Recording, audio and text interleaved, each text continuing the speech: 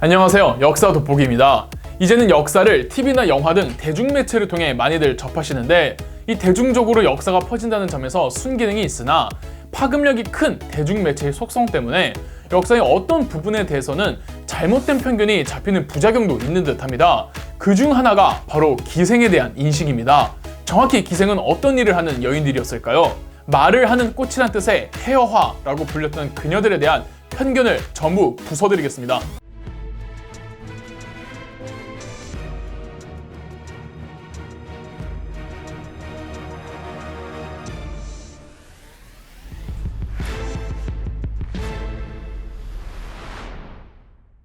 자, 결론부터 말씀드리겠습니다. 여러분이 생각하시는 기생은 그런 일을 하는 여성들을 일컫는 말이 아닙니다. 누군가 기생이 몸을 파는 여성들을 말하는 게 아니냐고 묻는다면 단호하게 아니라고 말하시면 됩니다. 지금으로 비유하자면 기생은 여자 아이돌 혹은 여성 엔터테이너입니다.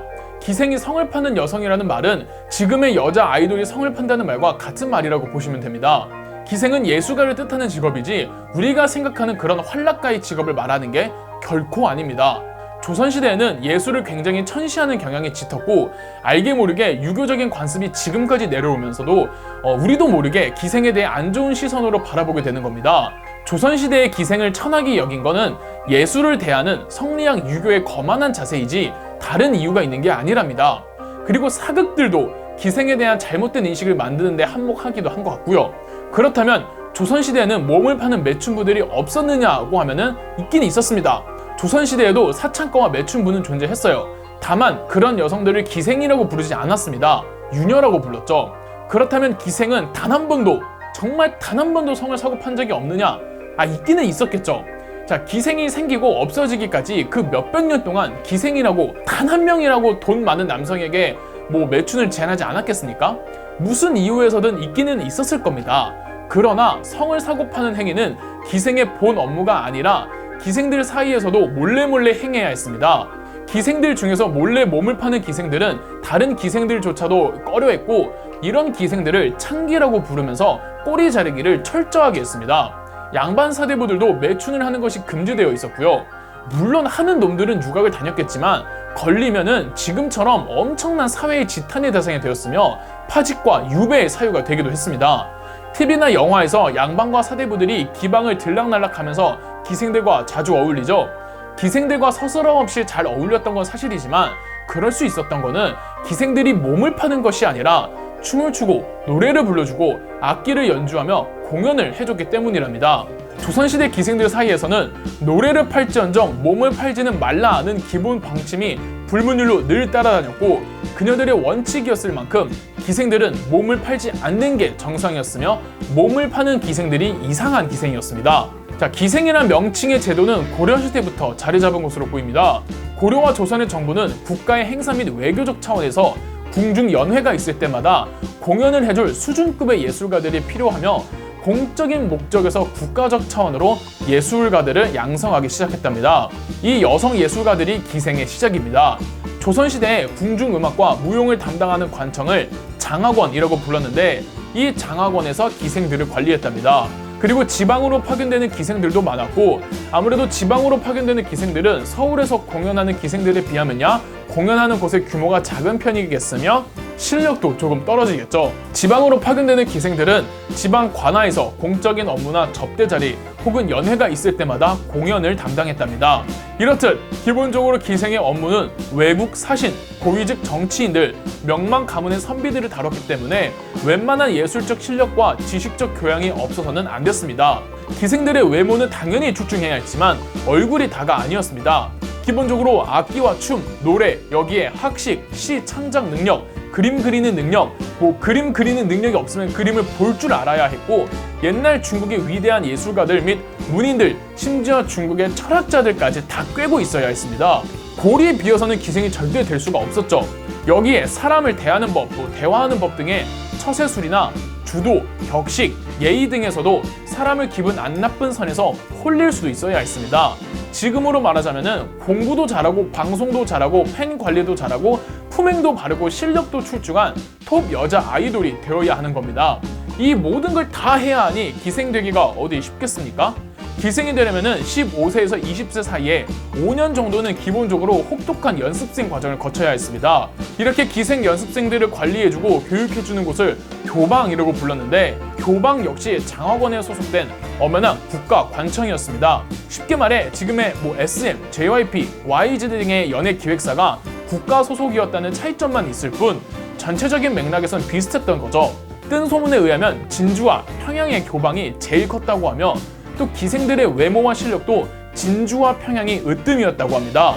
구한말의 기생에 대해 연구한 이능화라는 학자가 있는데, 그가 저술한 조선 해어화사에는 기생은 지방에 따라 나름의 특색이 있었는데 평양 기생이 그 숫자나 기회에서 가장 으뜸이었고 다음이 진주 기생이었다고 나와 있습니다.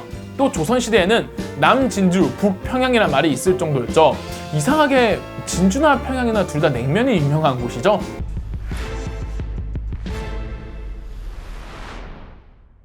다시 기생에 관한 이야기로 돌아와서, 기생은 예술적 행위를 위해 국가에서 양성했다 보니까 실제 우리 전통 민속춤, 전통 노래, 전통 음악들 중에서 기생들 덕분에 사라지지 않고 오랫동안 구전되는 경우도 굉장히 많았습니다. 당장 황진이와 매창의 시조는 지금의 중고등학교 교과서에서조차 배우고 있잖아요. 기생들이 짓는 시조는 남성 시인이나 선비들이 결코 따라할 수 없는 아주 섬세하고 아름다운 감성이 짙게 배어 있어서 이 국문학자들 신나게 해주는 장르이기도 한답니다. 이렇게 실력도 뛰어나고 얼굴도 예뻤으니 물론 안 건드리는 남자 없었고 늘 스캔들의 중심에 있긴 했었죠. 자, 그러다 보니까 기생에 대해서는 안 이뻐온 말들이 나오기 시작했죠. 그리고 연산군의 횡포도 한 몫을 했었는데, 원래 예술에 관심이 다분했던 연산군은 국가에서 관리하는 기생의 수를 대폭 늘리고 이들을 운평과 흥청으로 분류하여 그녀들과 야하고 방탕하게 놀았다고 합니다. 이건 연산군의 또라이였던 특이 케이스랍니다. 자, 개화기에 이르면은 일본으로부터 서양의 대중연극과 흔히들 뽕짝이라고 부르는 대중음악이 한반도에 전래됩니다. 이때부터 기생들의 활동 스펙트럼이 급격하게 넓어지죠. 대중문화 예술이 한반도에 들어오면서 그 예술가 역할을 기생 출신들이 도맡아야 했다는 점에서부터 우리가 기생에 대해 잘못된 편견을 가지고 있다는 뜻이기도 하겠죠. 일단 연극의 경우 우리가 지금 소극장에서 보는 근대적 형태의 연극보다 근대적 연극 무대와 극장이 먼저 도입이 되었습니다. 그래서 처음에는 연극 무대와 극장에선 전통극이 공연되었는데 춘향가, 수창가, 적벽가 등 기생 출신의 음악인들이 굉장히 많이 공연을 했다고 합니다. 자, 대중음악도 마찬가지예요. 기생 출신으로 개화기 시절 가수로서 이름 날린 사람 중 제일 유명한 기생은 아마 이난향이 아닐까 합니다. 어릴 적 워낙 목소리도 좋고 노래를 잘 불러서 기생의 길을 걸었고 심지어 순종 황제 앞에서도 공연을 한 적이 있으며 대한민국 최초로 레코드판에 노래를 녹음한 가수가 바로 이난향입니다. 다만 구한말에서 일제강점기에 일제에 의해 기생들도 순환을 겪어야만 했는데요.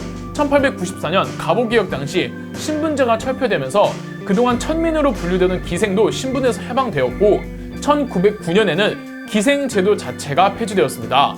그렇다고 기생이 사라진 건 아니었습니다. 민가에서 꾸준히 활동을 했는데 다만 국가적 차원에서 관리를 해주지 않다 보니까 기생에 대한 시선이 점차 안 좋아졌습니다.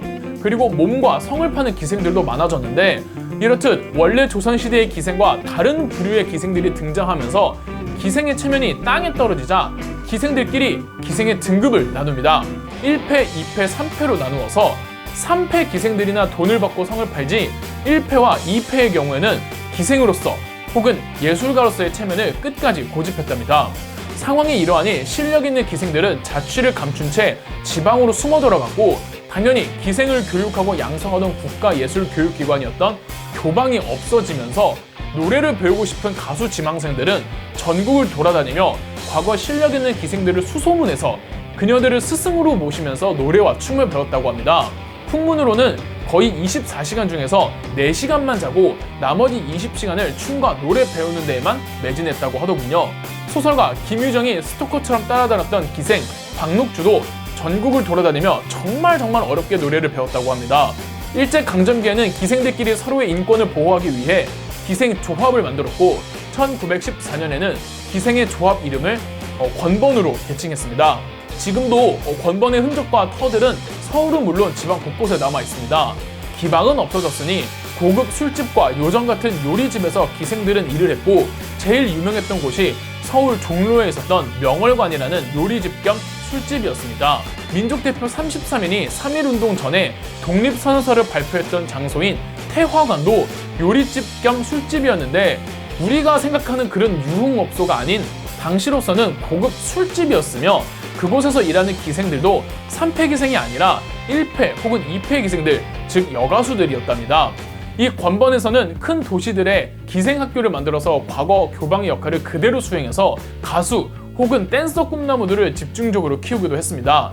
기록으로 남아있는 평양 기생학교의 커리큘럼을 보면은 3년제 구성에 노래와 춤은 물론 수학, 국어, 외국어, 그림까지도 배워야 졸업할 수 있었습니다. 그러나 점차 일제강점기의 통제가 심해지자 결국 권번도 일제 총독부의 관리와 지배에 잠식되었는데 권번을 장악한 일제는 권번에서 공창까지 운영하는 업무를 맡기자 정말 기생들과 몸을 파는 유녀들을 구분 못하는 사람들이 많아지게 되는 거죠. 비록 권번도 일제강점기 말기에 폐지는 되지만 일제를 통해 기생에 대한 잘못된 이미지는 굳어져 버렸습니다. 사실 옛 어른들이 딴따라라고 하면서 연예인들을 비하하는 건 역시 예술가로서의 기생과 몸을 파는 유녀들을 구분 못하는 사회적 인식의 그 잔재라고 볼 수도 있습니다. 아직까지도 정말 많은 사람들이 기생에 대해서 잘못 알고 계시죠? 이런 분들을 볼 때마다 개인적으로 너무 안타깝습니다. 아직까지도 엔터 쪽이나 연예계에 대해 천하다고 여기는 사회적 시선도 결국은 기생에 대한 잘못된 편견으로부터 출발한 게 아닐까 합니다. 싫으나 좋으나 현 대한민국의 연예계 사업과 아이돌들의 활약은 정말 어마어마하죠.